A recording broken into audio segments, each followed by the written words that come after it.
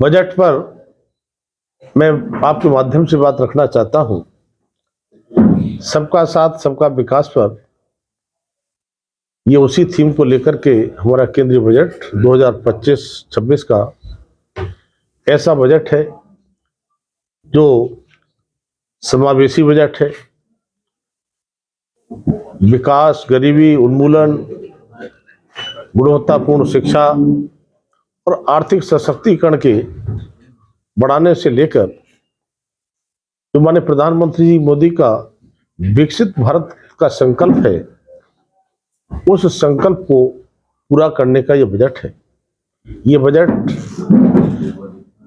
सबसे जानदार बजट है, शानदार बजट है और ये बजट सर्वसमावेशी बजट है, सर्वस्पर्शी बजट है और खास तौर से मिडिल क्लास को पहली बार बड़ी सौगात देने वाला बजट है। ये बजट युवाओं को, महिलाओं को, किसानों को और मध्यम वर्ग को विशेष रूप से लाभ पहुंचाने वाला बजट है।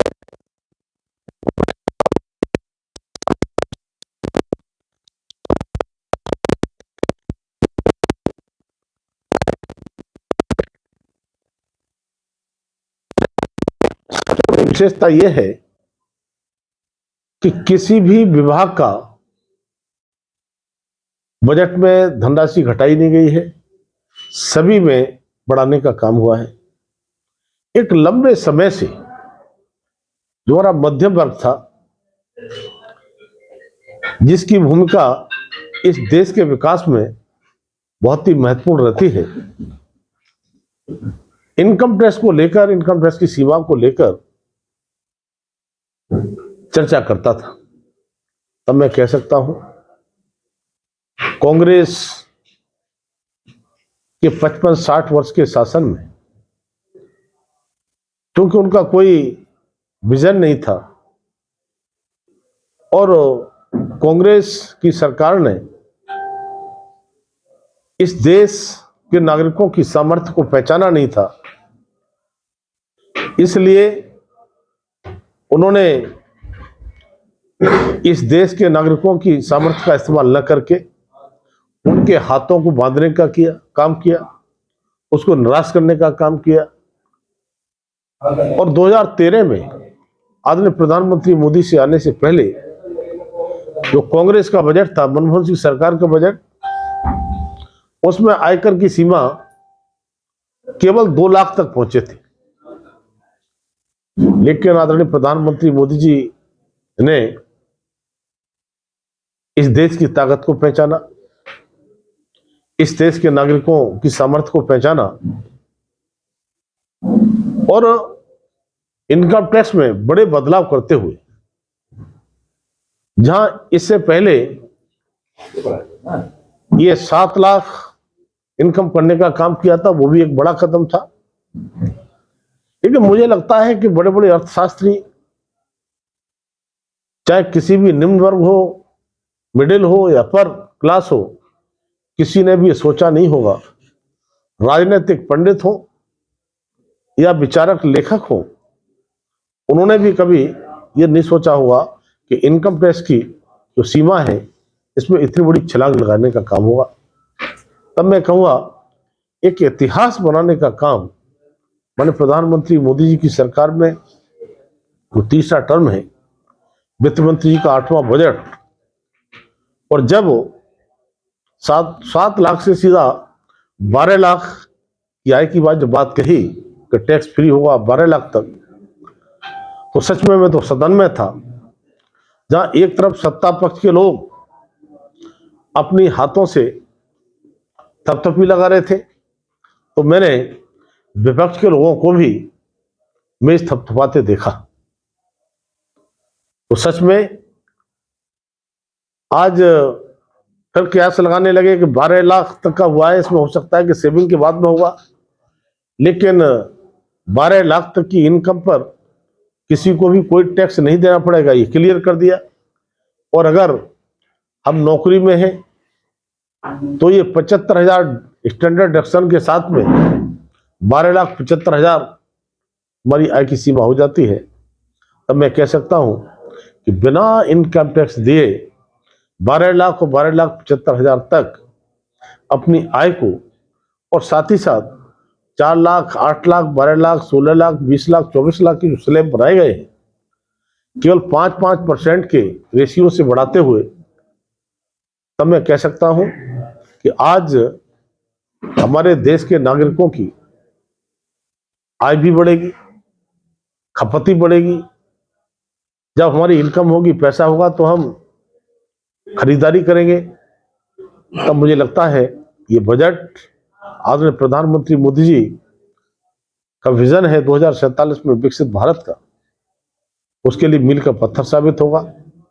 और तीसरे टर्म में ही हमारी तीसरी अर्थव्यवस्था का जो संकल्प माननीय प्रधानमंत्री का है, मैं कह सकता हूं इस बजट के माध्यम से हम उस तीसरी अर्थव्यवस्था को पाने में एक राह आसान बनाएंगे। आयकर के साथ साथ मैं कह सकता हूं, मैंने कहा कि निम्न वर्ग हो, मिडिल हो या अपर हो, सभी को इसमें राहत देने का काम हुआ है। और जहां तक बात मैं करता हूं कृषि के क्षेत्र की, कृषि प्रधान देश हमारा कहा जाता है। आज 75% देश की आबादी कृषि पर आधारित होती है। यह भी माननीय प्रधानमंत्री मोदी जी ने कृषि की ताकत, किसानों की ताकत को पहचाना। जहां पर 2013 में मनमोहन सिंह की सरकार में कृषि बजट एक देश का कोई भी जिला ऐसा नहीं होगा जिसमें ये डे केयर कैंसर सेंटर न खुले। और हमने इस 25-26 के लिए ही तय किया है कि 200 जिलों में हम डे केयर कैंसर सेंटर खोलने का काम करेंगे। इस तरह से अगर मैं बात करूं तो मुझे लगता है कि लगातार पीएम स्वनिधि योजना, ये जो हम देते तो थे ही, इसकी राशि बढ़ाने का काम भी हुआ है। साथ ही यूपीआई लिंक्ड क्रेडिट कार्ड से जोड़ने का काम भी हमने इसमें किया है। तब मैं कह सकता हूं कि लगातार मैं रेलवे बजट की जो बात कर रहा था, अगर मैं उत्तर प्रदेश की बात करूं तो 25-26 के लिए 19,858 करोड़ की व्यवस्था रेलवे के लिए उत्तर प्रदेश को किया गया है। जो 2009 से 14 की सरकार थी, उसकी तुलना में देखेंगे तो 18 गुना वृद्धि हमने प्रदेश में करने का काम किया है। 2014 से अब तक 5,209 किलोमीटर नए ट्रैक का निर्माण किया है। जो मैंने स्विट्जरलैंड की बात की थी, हम उसको भी पीछे छोड़ देते हैं। 100% उत्तर प्रदेश में रेल विद्युतीकरण का काम पूरा हो चुका है। इसकी मैं लंबाई की बात करूंगा तो 6,000 किलोमीटर से भी ज्यादा हमने विद्युतीकरण करने का काम किया है। राज्य में 70 नई रेल परियोजनाएं इस समय चल रही, कुल लंबाई 5,958 किलोमीटर और लागत लगभग 1 लाख करोड़ के आसपास उत्तर प्रदेश की इन नई रेल परियोजनाओं की है। रेलवे इंफ्रास्ट्रक्चर और सुविधाओं की बात मैंने कहा तो अमृत स्टेशन योजना के अंतर्गत 1,300 से ज्यादा पूरे देश में है, तो 157 रेलवे स्टेशन हमने उत्तर प्रदेश की इसमें अमृत स्टेशन में लेने का काम किया है। तब मैं कह सकता हूं, चाहे मेट्रो रेल की बात हो, चाहे रेल की बात हो, हमने बड़े पैमाने पर क्रांतिकारी परिवर्तन करने का काम किया है। जहां हमने वंदे भारत पूरे देश में लगातार बढ़ाने की बात कही है, उसमें उत्तर प्रदेश में भी 14 वंदे भारत ट्रेनें इस समय परिचालित हो रही हैं और उत्तर प्रदेश के 20 जिलों में ये 25 अनपन स्थानों पर रुकने का काम भी इनका होता है। लेकिन इस बजट में और हम वंदे भारत ट्रेन हम करने का काम करेंगे। मैं चूंकि डेवलपमेंट की बात जब आती है तो रोड की बात जब तक नहीं होती काम पूरा नहीं होता है। इंफ्रास्ट्रक्चर रोड पर जिस तरह से हमारा मजबूत हुआ है, अगर 55-60 साल की बात हम कहें तो जितने रूरल सड़कें बनी थी 3,40,000 किलोमीटर, आदरणीय प्रधानमंत्री के नेतृत्व में उस 3,40,000 किलोमीटर के पैमाने को पीछे छोड़ दिया है। हम 3,80,000 किलोमीटर तक क्रॉस कर गए हैं और साथ ही साथ इस बजट में और तेजी के साथ कोई गांव, कोई मजरा ऐसा न रहे जहां पर सड़क से न जुड़े, इसकी चिंता की है। नेशनल हाईवेज आप देखते होंगे, ब्रिज देखते होंगे, फ्लाईओवर देखते होंगे, इस पर जो तेजी के साथ में काम किया है, मुझे लगता है कि ये पहले कभी कभी सपने जैसा लगता था, आज वो हकीकत में परिवर्तित होता दिखाई पड़ रहा है। और जहां तक अपने में मंत्रालय की बात करूं तो मेरे दोनों मंत्रालय का बजट भी आदरणीय प्रधानमंत्री जी के नेतृत्व में वित्त मंत्री जी ने बढ़ाने का काम किया है। तो आपके माध्यम से उनको मैं इसके लिए भी धन्यवाद देना चाहता हूं।